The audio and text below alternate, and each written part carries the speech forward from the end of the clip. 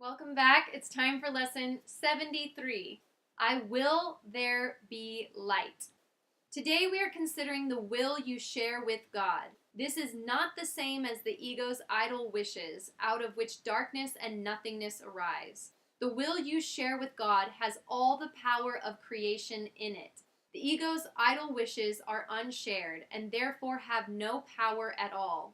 Its wishes are not idle in the sense that they can make a world of illusions in which your belief can be very strong, but they are idle indeed in terms of creation. They make nothing that is real. So, as I was reading this, a thought came to mind that I hadn't had before. The will you share with God has all the power of creation in it.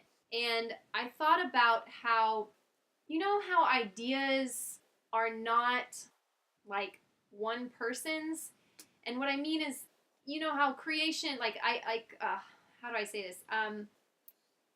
Epiphanies can happen to many people all across the world at the exact same time, and long before we had internet, and back in the long ago days, there are disputes over who came up with a certain invention or creation first, because it seemed to happen almost at the same time. And I think that's because those ideas are ideas of God, they're ideas of love, they're ideas of creation, and they're shared, so we all have access to them. Like the muse, like the genius of back in Greek times of that idea. And so, you can have an idea and maybe you don't act on it, and then a month or a year or 3 years later, you see that idea in reality out there in the world. So someone else, plucked the idea from the universe and was like, that's cool, I'm going to do that, and makes it a reality. So I think when our ideas are not with God, they aren't shared, they're not universal. So maybe when you have an idea that other people are having at the same time, that is an indication that it's with God or love or the universe. I don't know. This is a very infantile idea, but if you're having the same idea, then maybe it's of God. Okay.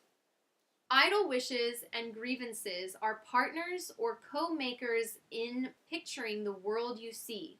The wishes of the ego gave rise to it, and the ego's need for grievances, which are necessary to maintain it, peoples it with figures that seem to attack you and call for righteous judgment. These figures become the middlemen the ego employs to traffic in grievances. They stand between your awareness and your brother's reality. Beholding them, you do not know your brothers or yourself.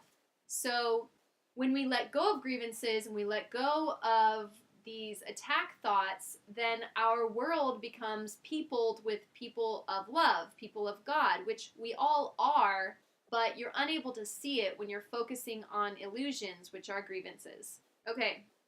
Your will is lost to you in this strange bartering, in which guilt is traded back and forth, and grievances increase with each exchange. Can such a world have been created by the will the Son of God shares with his Father? Did God create disaster for his Son? Creation is the will of both together. Would God create a world that kills himself? Today we will try once more to reach the world that is in accordance with your will. The light is in it because it did not oppose the will of God. It is not heaven, but the light of heaven shines on it. Darkness has vanished. The ego's idle wishes have been withdrawn, yet the light that shines upon this world reflects your will, and so it must be in you that we will look for it. Your picture of the world can only mirror what is within. The source of neither light nor darkness can be found without. So, the source of light or darkness is not outside of yourself, it's inside yourself. The source of light or darkness can only be found within. This is huge, guys. If you are depressed, the source of that darkness is within. If you are feeling bright and lively, the source is within. I have placed the source of my happiness outside of myself many times, and it's fleeting. And then when that thing or person or relationship is gone, you feel devastated because you have not found your own source of light and love. Okay, grievances darken your mind and you look out on a darkened world. Forgiveness lifts the darkness, reasserts your will, and lets you look upon the world of light. That's how powerful forgiveness is. We have repeatedly emphasized that the barrier of grievances is easily passed and cannot stand between you and your salvation. I put here also, my picture of the world mirrors what is within. So that's a huge thing. Before I turn the page, I just want to emphasize that what you're seeing out there, what's happening, appears to be happening to you, that is directly mirroring, showing you a reflection of what's going on inside. And so if there is a shitstorm happening around you, then there is some real dark stuff happening inside. Grievances, unrest, lack of peace, not connected to the source, feeling loathing, self-loathing, not finding love within. These things will create havoc outside of you. And they don't look connected. That's the ego's trick. But God, the universe, the source of love and light, is trying to help us see that these are completely connected. They are one, and it's showing you, it's helping you to grow if you can just realize that, oh, stuff's not going well. I need to check back in. Okay, so let's see. The reason is very simple. Do you really want to be in hell? Do you really want to weep and suffer and die? Forget the ego's arguments which seek to prove all this is really heaven. You know it is not so. You cannot want this for yourself.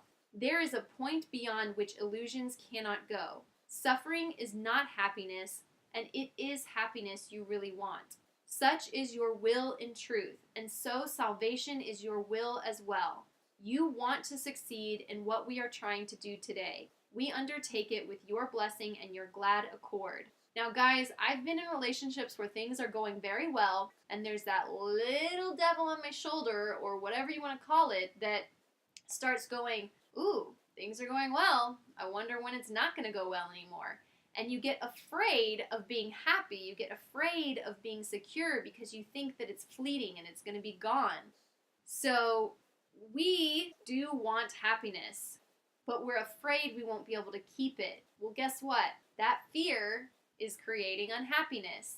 And God is going to help you get past that fear of happiness, which we do have. I know I have it. When things are going really well for a really long time, it seems like a little bitty annoying thought comes in and tries to shake it up.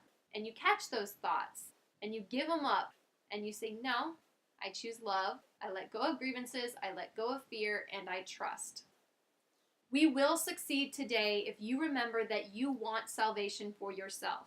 You want to accept God's plan because you share in it. You have no will that can really oppose it, and you do not want to do so. Salvation is for you. Above all else, you want the freedom to remember who you really are. Today, it is the ego that stands powerless before your will. Your will is free, and nothing can prevail against it. Salvation is for you. Even if you think, no, I am a worthless piece of crap. Nope, salvation is for you. Even if you think, no, I'm not good enough. I'm a lazy person who doesn't do anything. Nope, salvation is for you. Salvation is for everyone, no matter anything about you, okay? So LGBTQ, salvation is for you. Every ethnicity, every education level, every gender, every sexuality, everyone. Salvation is for you. Love is for you. Light is for you. We are all light. We are all connected, and we are all love. All those things that we think divide us, they're not real. They're illusions. We are all one. Okay? Therefore, we undertake the exercises for today in happy confidence, certain that we will find what it is your will to find, and remember what it is your will to remember. No idle wishes can detain us, nor deceive us with an illusion of strength. Today, let your will be done, and end forever the insane belief that it is hell in place of heaven that you choose. We will begin our longer practice periods with the recognition that God's plan for salvation, and only His, is wholly in accord with your will. It is not the purpose of an alien power thrust upon you unwillingly. It is the one purpose here on which you and your Father are in perfect accord. You will succeed today, the time appointed for the release of the Son of God from hell and from all idle wishes. His will is now restored to his awareness. He is willing this very day to look upon the light in him and be saved. So, like before with other lessons that we've had, it gets a little bit like, all these words, salvation and hell and God, and I don't know about this. But hell is just being in a place of darkness. Right here on earth, you can be in hell because you have grievances, you have fear. That state of being is hell. It is awful. It is condemning yourself to be miserable. And God's will for you is simply happiness. Whatever that looks like, happiness, that's God's will. And so I know some people probably, because I felt this way at first, were just resistant to the idea of God's will. Well, I don't want God's will. I don't know what God's will is. Well, His will is whatever your will is, in happiness, in light, in love, in truth. Okay. After reminding yourself of this and determining to keep your will clearly in mind, tell yourself with gentle firmness and quiet certainty, I will there be light. Let me behold the light that reflects God's will and mine. Then let your will assert itself, joined with the power of God and united with yourself. Put the rest of the practice period under their guidance. Join with them as they lead the way. In the shorter practice periods, again, make a declaration of what you really want. Say, I will there be light. Darkness is not my will. This should be repeated several times an hour. It is most important, however, to apply today's idea in this form immediately if you are tempted to hold a grievance of any kind. This will help you let your grievances go, instead of cherishing them and hiding them in darkness. Let your grievances go. Don't cherish them. They're not suiting you. They're not helping you. They're not doing anything for you, but making you a dark, clouded Eeyore. And people, as cute as Eeyore is on Winnie the Pooh, that kind of person is draining on everyone around them and on themselves. So you can be a light to yourself and a light to others when you let go of grievances. I will there be light. Enjoy, feel the lightness, feel the bright light within, and I will see you for lesson 74.